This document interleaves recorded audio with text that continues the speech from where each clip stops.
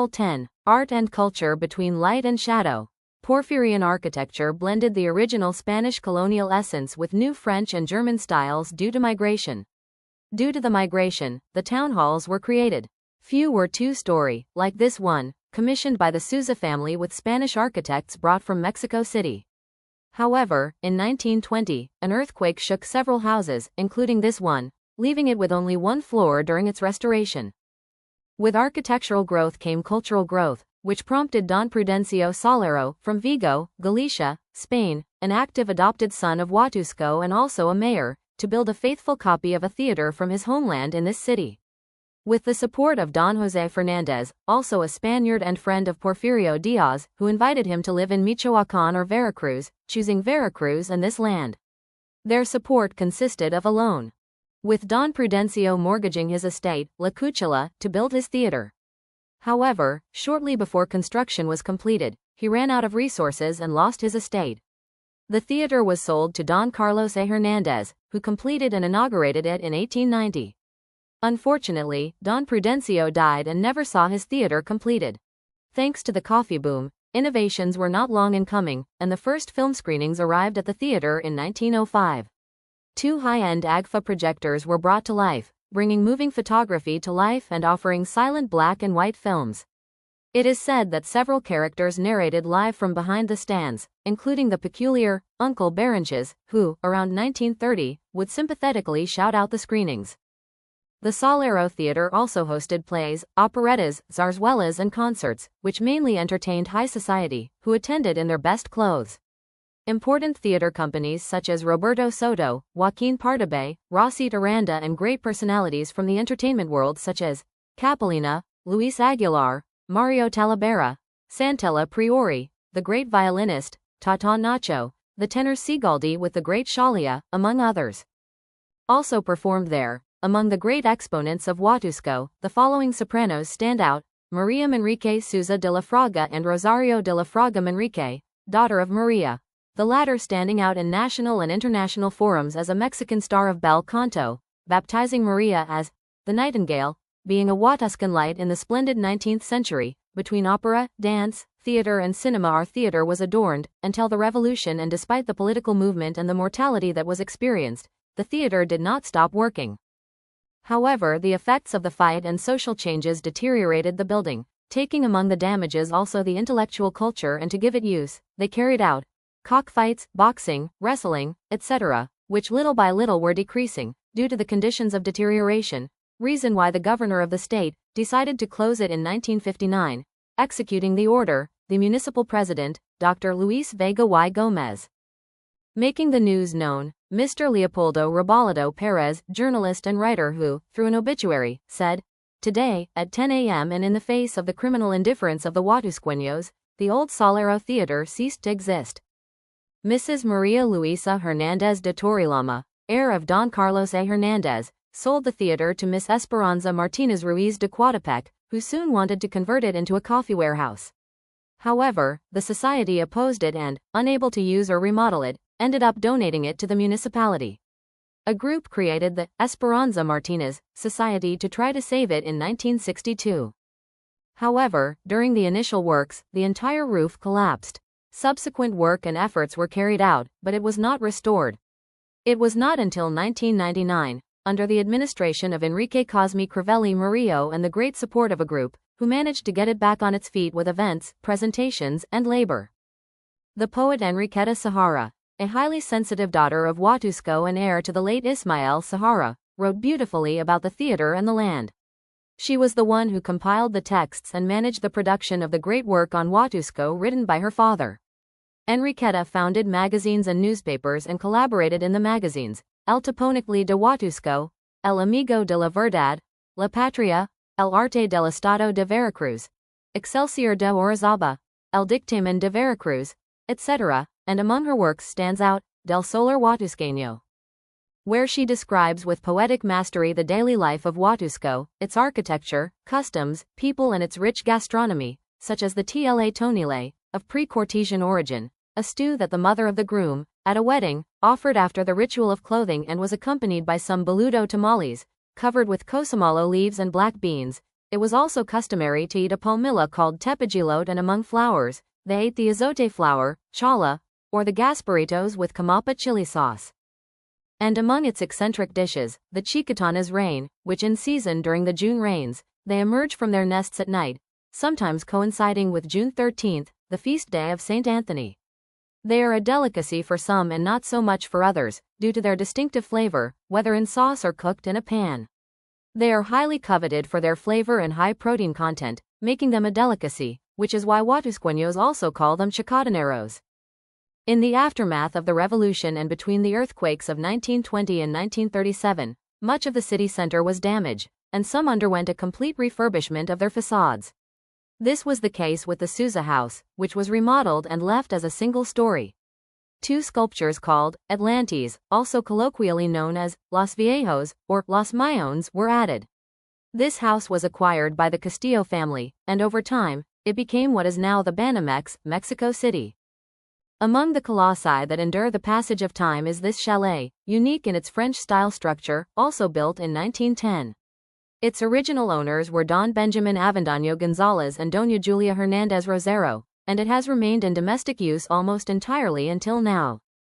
Another great colossus but of art, was the great Chongo Cabral, Ernesto Garcia Cabral, favorite son of Huatusco, who as a child drew in the sand and as an adult drew about the world, a restless and talented child who apparently was not good for the field, but to capture it, was awarded a scholarship by Governor Don Teodoro Edehiza, to study in San Carlos, immediately standing out and obtaining positions as a cartoonist in El Ahuizot, Multicolor, La Tarantula and Frivolidades, standing out for his genius and fine humor, which earned him a scholarship by Madero.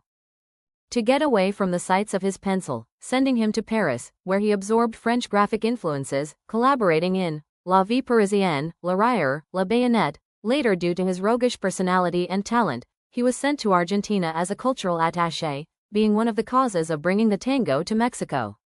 He returned to his country, collaborating with top publishing houses such as Excelsior, Novedades, and Revista de Revistas, among others. He eventually returned to his homeland, where he was the main agent for the construction of the Fortin-Huatusco Highway, which brought great benefits.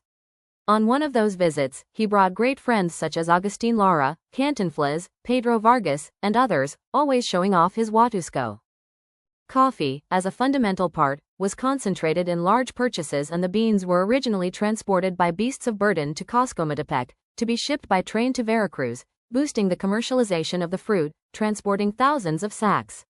Mr. Sanfilippo was one of the representatives of Huatusco, exporting coffee from various mills during the Porfiriato, and who also worked with panela, sugar and aguardiente. Coffee, as a fundamental part, was concentrated in large purchases, and the beans, the type of coffee exported, was mostly Criollo or National, harvested mainly at the beginning by women and children, working at first with morteado and a mat in the sun to dry it. Later, large sun terraces were built to turn the coffee, and pulping machines began to be used, built in Coatepec, in the mid-19th century, to satisfy international demand. Originally transported by beasts of burden to Coscomatepec, to be shipped by train to Veracruz, boosting the commercialization of the fruit, transporting thousands of sacks. Mr. Sanfilippo was one of the representatives of Huatusco, exporting coffee from various mills during the Porfiriato, and who also worked with panela, sugar and aguardiente. This house of Mr. Sanfilippo was a commercial house, then a health center, sheltering sick children during the times of the Revolution, passing through hands until reaching Mrs. Benita Vega, widow of Marquez Landa, who out of love for the people and education, donated it to a school of arts and trades, also passing through it religious groups, the school, La Corregidora de Querétaro, and the Colegio Mexico, being during the 19th century a house above all of education. Currently in the 21st century it continues its teaching vocation, being the Juan Pablo II Center.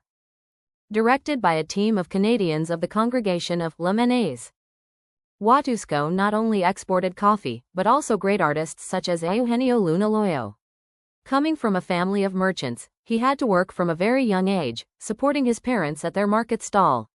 He studied at La Corregidora de Querétaro and Miguel Sanchez Oropeza. In pursuit of his aspirations, he traveled to Mexico City to study accounting, using his profession to survive and his vocation for art to live. He entered drawing competitions and made his own way to study at San Carlos, La Esmeralda, and the School of Design. participating in group exhibitions, until achieving his first international exhibition in France. He later visited several countries, his work being recognized, so much so that in Córdoba they decided to name a room in their house of culture after him. Along with painting, he dabbled in acting and began directing theater in Huatusco, also achieving recognition, appearing at the Salero and staging several plays, achieving national fame. In 2014, the Huatusco City Council and the Huatusco Cultural Center decided to name the Salero Theater Exhibition Hall after him. Luna's contemporary is the great watercolorist Alberto Sedas Memosh, born in Huatusco. In 1950, he enrolled at La Esmeralda, in Mexico City. He financed his studies by working as a dishwasher, waiter, and other jobs. He returned to his Huatusco homeland to mount his first exhibition in 1962. He subsequently exhibited in various countries. Always with leftist ideas and a strong personality, he endured great inclement weather while continuing to paint the streets of Huatusco and landscapes around the world. He also dabbled in writing, creating the work Las Cosas Pensadas y Otras Dejadas, Things Thought and Others Left, published in 1985. Due to the deterioration of the Salero Theater, the screenings ceased and a new temporary location was sought, a garage in a house in the center across from the Landa Chalet.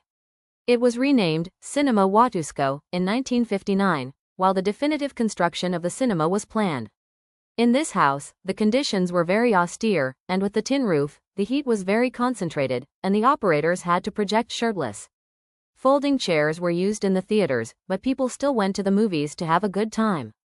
In the Eurocentric cultural polarity, Huatusco keeps in its roots the popular folklore, which derives from a syncretism, where the people celebrate their saints, filling the streets with colors, food, music, fire bulls, piñatas, fireworks, traditional sweets, coffee and punch, which since 1940 due to the construction of the parish of San Antonio Father Trejo invents the parties to raise resources, being from the 1st to the 12th of December to commemorate the fervor towards the Virgin of Guadalupe. Making a party per day in each neighborhood, where some chapels lead like that of Tepeyac, very peculiar in its neoclassical style, built under the order of Clotilde Alvarez Corona, later donating it to the city and serving as barracks and fortification in the Revolution. It was abandoned like other temples and until 1940 it was reactivated by the celebrations of the neighborhoods, being one of the most popular, organized in its beginnings by neighbors Ramon Tontal and Joaquin Hernandez. Likewise, derived from the intermixing of races since the beginning, various dances emerge, narrating episodes of everyday life between Native Americans and Europeans. Those of Totonac origin are the most popular in the region. They form a group of 30 vassals, whose purpose is to fulfill a vow in gratitude for a requested miracle. These groups attend various patron saint festivals, but the most important for them is June 13th, the day of the patron saint of Huatusco. Among the temples and neighborhood festivities, the Church of the Trinity holds a place in history. It opened its doors in 1864 thanks to the funds of the Huatusco priest Don Juan P. Rivera, serving a growing community that survived the revolution and religious persecution, witnessing clashes in 1931, with several murders between the Catholic flock and the Bakers' Union. Like the other temples, it was also in ruins, but thanks to the efforts of Huatusqueño Nicanor Vega Bonilla, a budget was allocated for its restoration. The December neighborhood festivities culminate with the climb to the temple on the hill of Guadalupe. It began as a simple chapel and was later reconstructed between 1893 and 1903. The owner of the land and the one who financed the entire construction work was Don Marcelino López Lezama, who was supported by the priest Rafael Policanti and the population. The work was completed in 1908. The structure was donated to the town, and since 1940, people have climbed it to visit the Virgin and attend Mass. Over time, a nighttime tour and a picnic have become customary between December 11th and 12th.